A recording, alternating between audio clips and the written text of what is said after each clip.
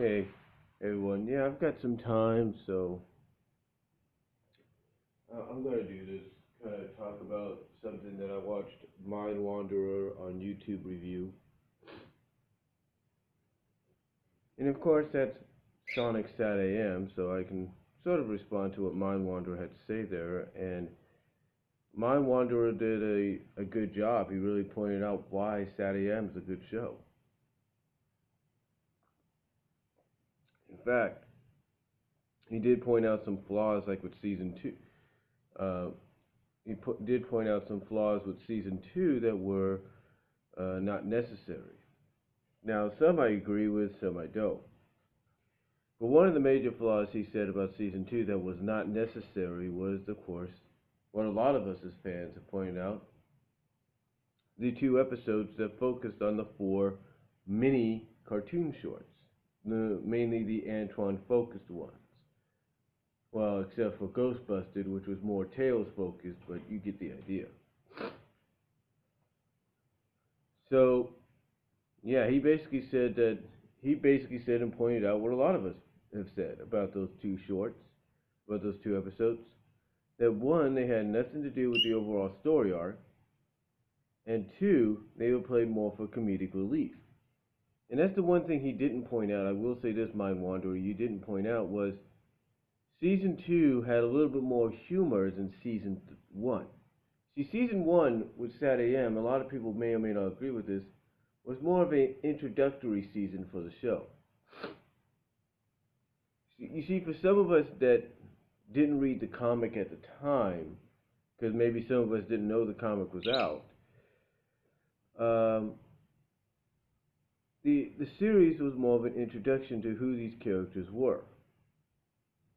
So, and season one was just that. It was an introductory season. You gotta excuse me. I just got up a little bit ago, and I have to get ready for work in a little bit, a little while. But anyway, season one was more of an introductory season to let us know who the characters were, what their missions were about, and what they were doing to achieve the goal. So overall, it was not a bad introductory season, not a bad concept for an introductory season. The other thing, though, Mind Wanderer, you didn't point out was the fact that the last episode of season one, of the first season, the last episode, for many of us, was actually the first episode, was the pilot episode, which is kind of unusual for an animated program at that time or even at this time currently. Why? Because mainly the fact that if you're going to do a pilot episode, you need to do the pilot episode first and not last. But that wasn't the case. Even though on the DVD, apparently, on the complete DVD set, you have Heads or Tails, I believe, as the first episode to be shown, I think. Let me check on that. I think it is.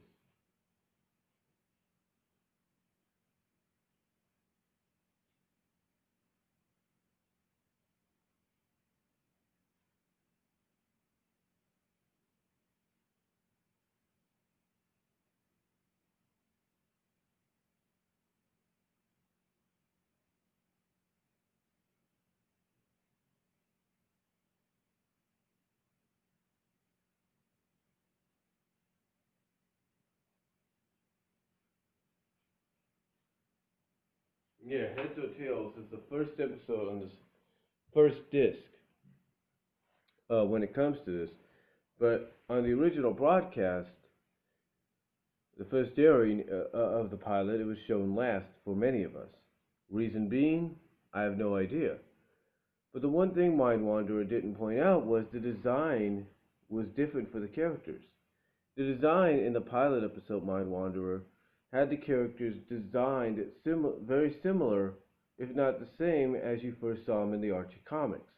You had the Pink Sally, you had the comic book design of Antoine, you had the comic book design and color of Bunny, and and Rotor. You know, you had it all. And the reason being for that, and you could also tell that that was also a little bit more humorous in a sense. The reason for that was because originally SatAM was apparently going to be a combination of what Adventures was and what we had eventually gotten with SatAM, and basically a very more adventurous, humorous Saturday morning cartoon, or just more of a humorous side of version of SatAM. But I think because we had already gotten something more humorous and stuff with Adventures, they decided, okay, we'll air this because it's a pilot, but then we're going to go in a direction that's a little bit more different. Kind of establish who the characters are and then say, okay, this is who they are, but guess what? Next week you're going to see something completely different. You know, and I also think in a sense that the reason they did this is because they didn't want to confuse anybody that were watching the cartoon series and maybe reading the book and going like, well, why are both so different? Why is one more goofy and comedic, and why is the other so serious and dark? So I think that's why they kept the pilot in there, so they can give people an idea that this was the original concept, that you were going to get what you got eventually with SatAM, but you're going to have more humor like what you had with Adventures. It would sort of be a mix. And that's sort of what we got in season 2. We had a little bit more darker moments, there's no doubt about it. We had an overarching continuity, mostly towards the end of the second season, mostly towards the second half of the second season. We had an overall arcing continuity, like I said, mostly towards the second season, but was hinted at the beginning as well.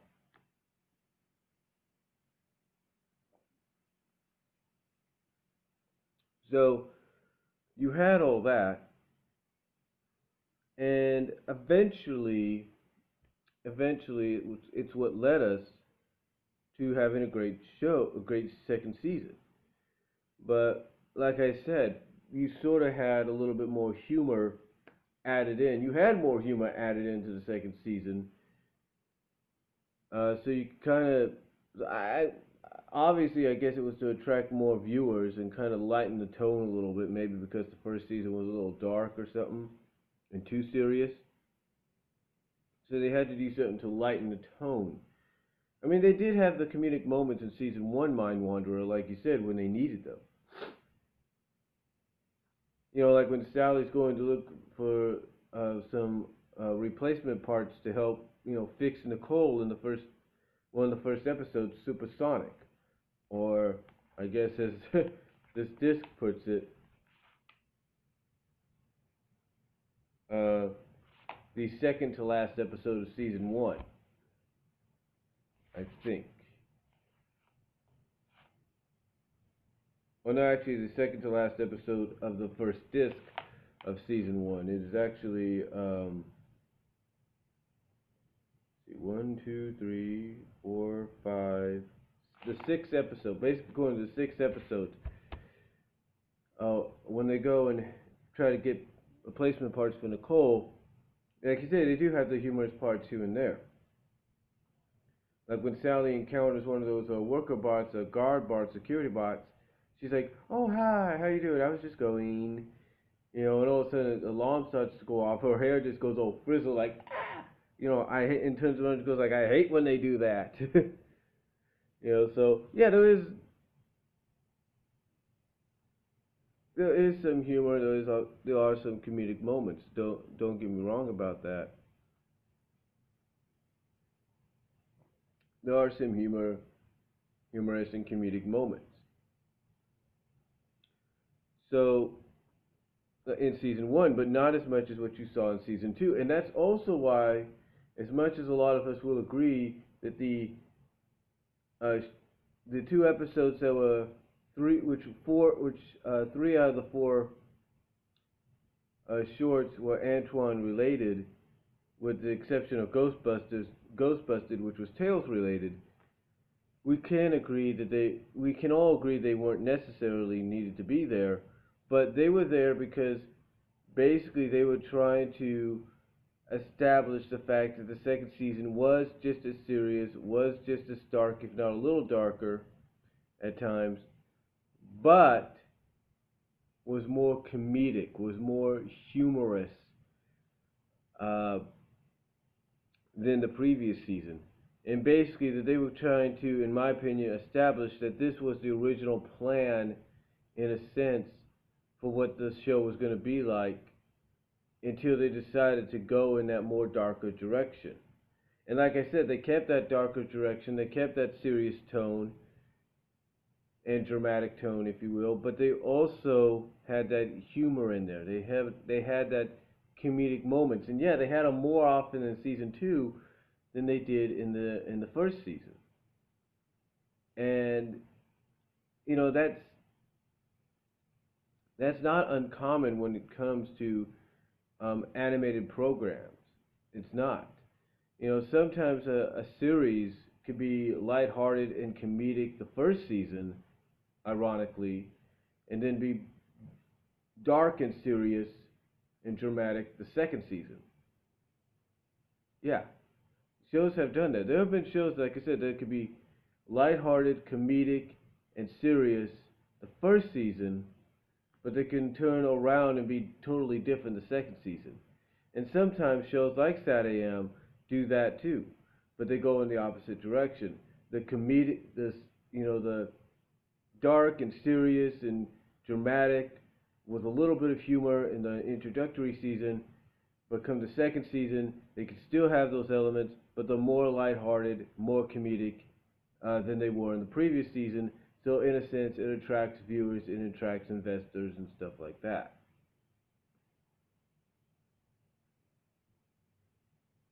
So that's why the seasons of SatAM were similar but different at times with certain tones.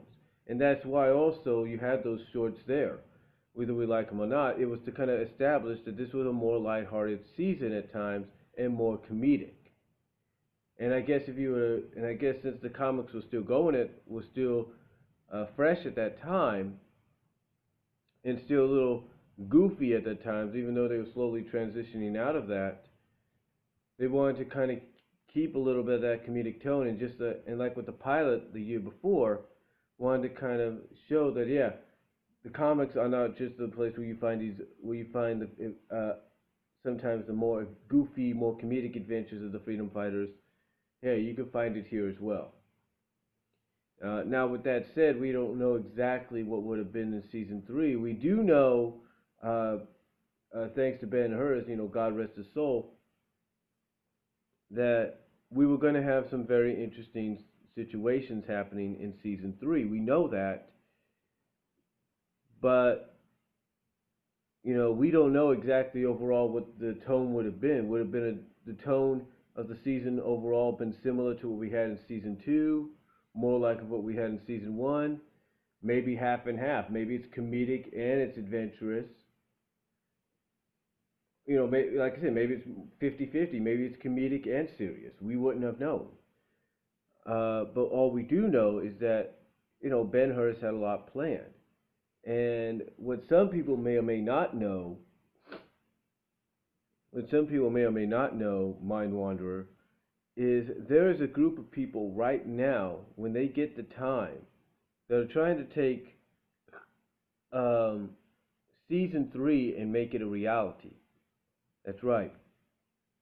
There are several people from Laura Olson Blue, or Laura Blue here on YouTube, to several others. I think Matt of Tales channel might be involved or something, I'm not really sure, that are trying, as well as this Calvas, so something. I'll provide a link to his YouTube page here.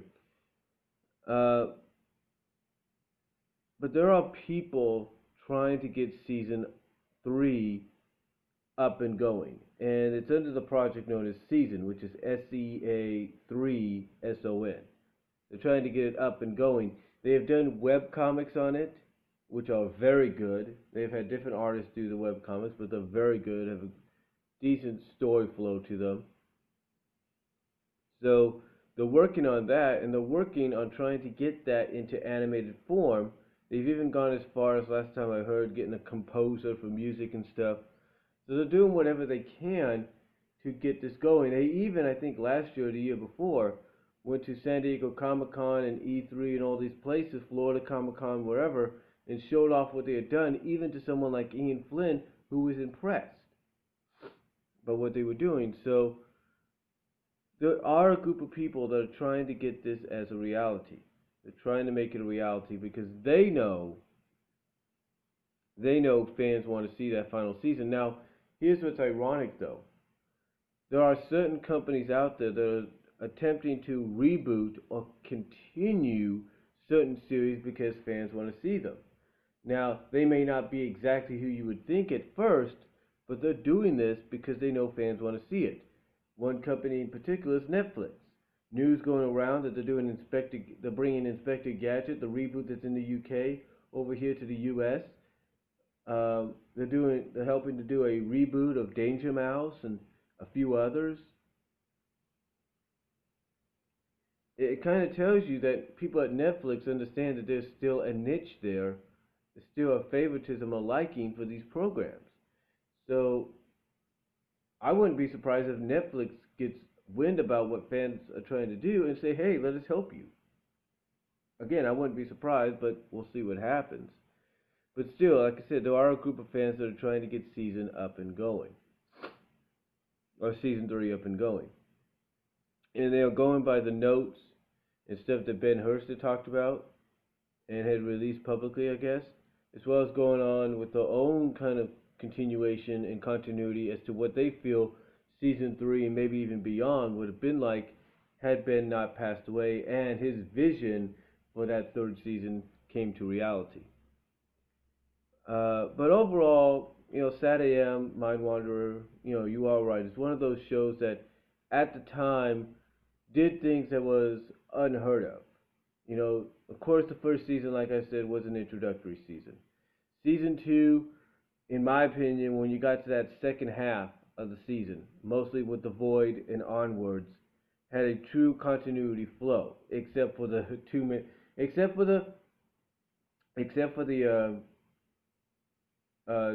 2 episodes short, or the 2 short episodes that they did after the Void, which was Odd Couple and Rebecca, which, if you take that out of the equation and just go from the Void, Cry the Wolf, Druid Hedge, Spyhawk, and Doomsday, was an overall continuity flow. Just went right into, basically one went right into the other.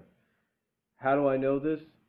I'm sure many people might tell you, Mind Wanderer, that basically I took the final 4 episodes of season 2, and basically as best as I could, weaved them together through my DVD recorder, weaved them together to make a full-length movie, which I call the Doomsday Project movie. Heck, MJ Knight even did a review that I requested him to do called the Doomsday Saga.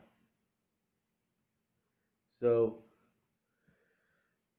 that kind of tells you the impact that this has had.